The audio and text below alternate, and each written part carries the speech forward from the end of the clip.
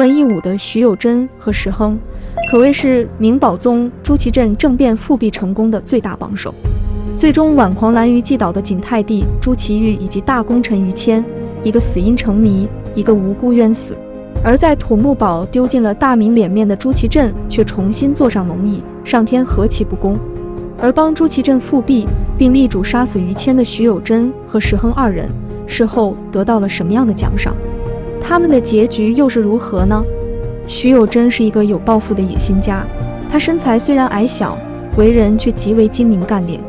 日后的正德朝大学士被唐伯虎赞叹为海内文章第一、山中宰相无双的王傲，就对徐有贞这位无县老乡十分佩服，称赞他天官、地理、兵法、河渠、阴阳方术无所不通。徐有贞在土木堡之变后夜观天象，认为只有南迁才能挽救大明。然而他的这个建议遭到了兵部尚书于谦的训斥，认为他是十足的奸佞之臣。徐有贞此后被派往张德府招募军队，并在北京保卫战后回京。由于此时的于谦声望正如日中天，当初力主南迁的徐有贞自然成为了文武群臣的笑柄。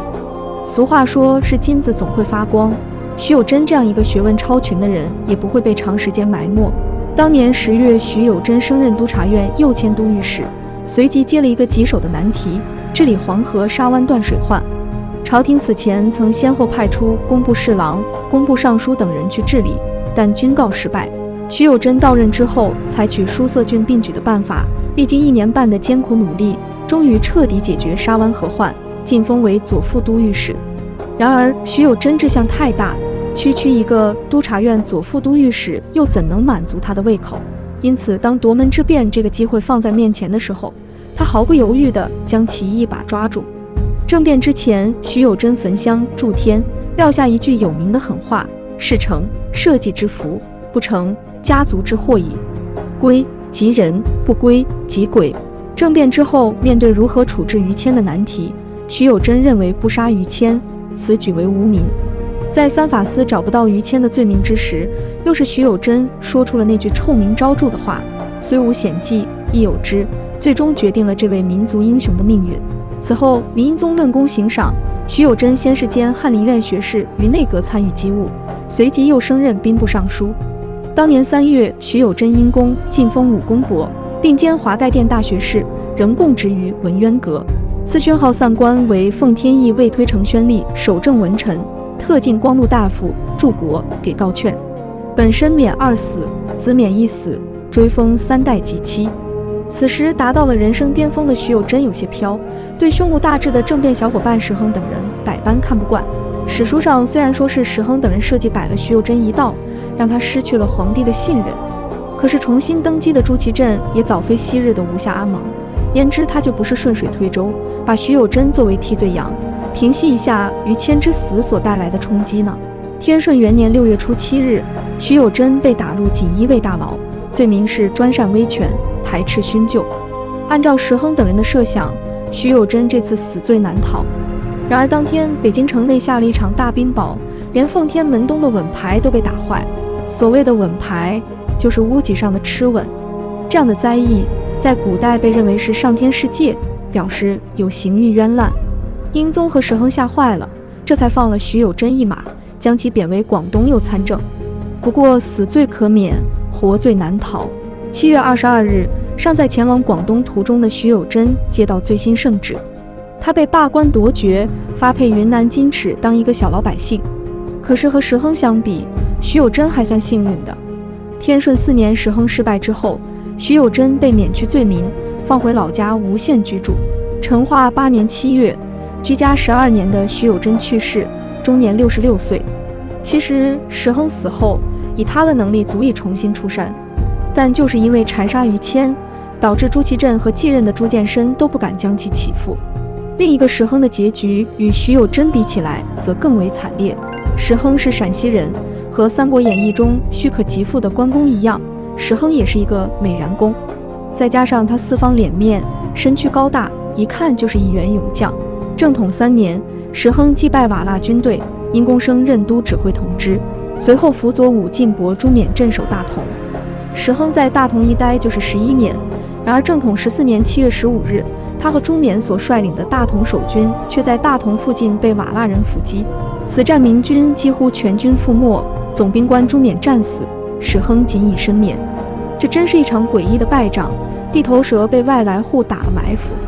更为诡异的是，8月15日，英宗在土木堡被俘之后，石亨居然被于谦提拔，戴罪立功。最终看上去不可战胜的瓦剌军队，在北京城下被石亨统帅的明军击败。这一战成就了新皇帝朱祁钰、主战派大臣于谦以及石亨本人的不世功业，他也因此晋封武清侯。总的来说，景泰帝对于石亨非常信任，甚至在病重之际，还让石亨代替自己大祀天地于南郊。由于皇帝病重且无子，石亨为了攫取更大的权势，将文官集团彻底压制，不惜背叛景泰帝，联合徐有贞等人发动政变，将太上皇帝朱祁镇重新送上了皇位。夺门之后，石亨晋封中国公，侄子石彪也被封为定远侯。当年石亨在大同曾经亲眼目睹朱祁镇在瓦剌人的裹挟之下，如何不知羞耻地前来叫门，所以他内心里对这位皇帝陛下一丁点都看不起。据不完全统计，石亨以所谓的银驾功，封赏了弟、侄、家人等50余人，部下、亲戚、朋友等4000余人。而新修的中国公府更是极尽奢侈，大为僭越，终于引来了皇帝的侧目。明史中记载了恭顺侯吴瑾与皇帝朱祁镇的一段对话。朱祁镇登楼指着石亨的豪宅，问吴瑾这里是谁的居所。吴瑾回答说这一定是王府。皇帝摇头说不是。吴瑾回答若不是王府，谁敢这般僭越？皇帝点点头，没有说什么，想必已经在心里判了石亨的死刑。朱祁镇经过了在瓦剌的1年留学的经历，以及在南宫的7年反省，现在的明英宗早已不是当年那个意气风发、不知天高地厚的少年天子。他在取得文官集团的支持之后，开始朝石亨下手。天顺3年8月初1日，朱祁镇把石亨的侄子定远侯石彪打入锦衣卫大牢。这一招让石亨坐立不安，于是他在4天后自请一并下狱，目的当然是想试探英宗的底线。在被皇帝拒绝之后，石亨又在8月14日上奏，请求罢职回乡，却再次遭到回绝。就在石亨急得团团转的时候，石彪在大同的亲信已经被皇帝在不动声色间一网打尽，现在是对他算总账的时候了。9月初1日，锦衣卫指挥使门达给石彪扣上一顶僭用绣蟒龙衣的罪名。9月初8日，英宗下旨让石亨回家养病，不许管事朝参。天顺4年正月25日，中国公石亨以愿望造谣言的罪名被捕下狱，定远侯石彪抄家。在给宗室诸王的信中，朱祁镇进一步指出亨负朝廷，非朝廷负亨也。2月16日，石亨病死狱中。2月20日，石亨侄子石彪被处死，石亨幼子石弘被发配为奴，石彪之子石玉则在关押多年之后才被释放为民。石亨侄孙石厚是天顺元年的进士，原本前途无量，可惜在石亨失败之后，他先是被罢职为民，后面又以所谓的造谣言被抄家处死。徐有贞和石亨作为朱祁镇夺门的左膀右臂，事后虽然获得了位极人臣的待遇，但他们都犯了一个错误，轻视皇帝。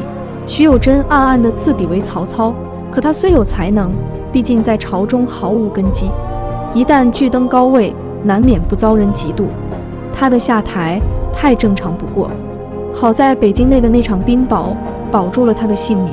夺门功臣中善终的不多，徐有贞就是其中之一。至于石亨，他的位置太敏感了，手握兵权而又位居国公，如果不能谋朝篡位，结局一定是生死族灭。